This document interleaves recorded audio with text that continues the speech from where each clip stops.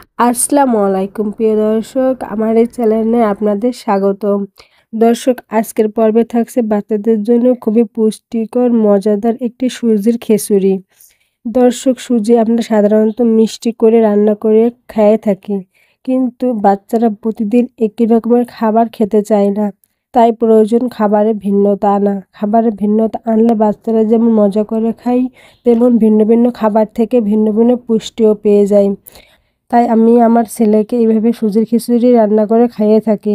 এখন চলে আসলাম চুলায় একটা প্যান দিয়ে এর মধ্যে দিয়ে দিলাম কিছুটা রান্নার তেল।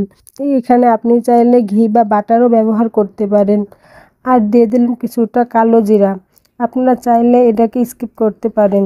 এরপর দিয়ে দিলাম কিছুটা আলু কুচি এবং কিছুটা গাজর কুচি।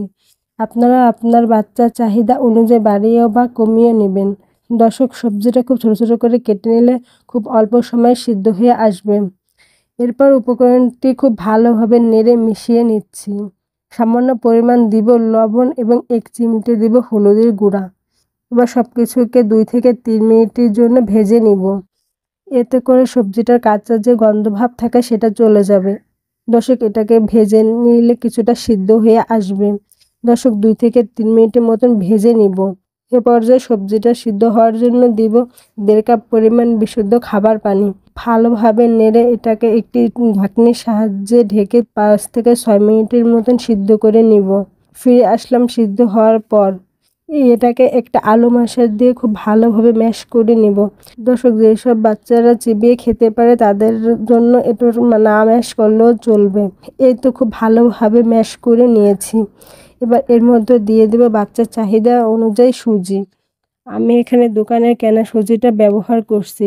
আপনারা আপনার বাচ্চাকে যে সুজিটা খাইয়ে অভ্যস্ত সেটাই এখানে নিয়ে নেবেন। এবার আর কোনো কাজ নেই। এবার নর্মাল যেভাবে আমরা সুজিটা রান্না করে খাইয়ে থাকি সেভাবেই রান্না করে নেব। এই তো সুজি রান্না হয়ে গেছে। যে যেভাবে লিকুইড বাচ্চাকে খাওয়াতে চান সে সেভাবে চুলা থেকে নামিয়ে নেবেন।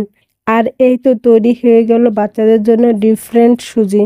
সুজি যেহেতু কার্বোহাইড্রেট খাবার, তাই খিচুড়ির বিকল্পে আপনারা এইভাবে সুজির খিচুড়ি রান্না করে খাওয়াতে পারেন। দর্শক, এই ছিল আমার আজকের আয়োজন। দর্শক, আমার ভিডিওটা যদি ভালো লেগে থাকে অবশ্যই একটা লাইক এবং সাবস্ক্রাইব করে দিবেন। আল্লাহ হাফেজ।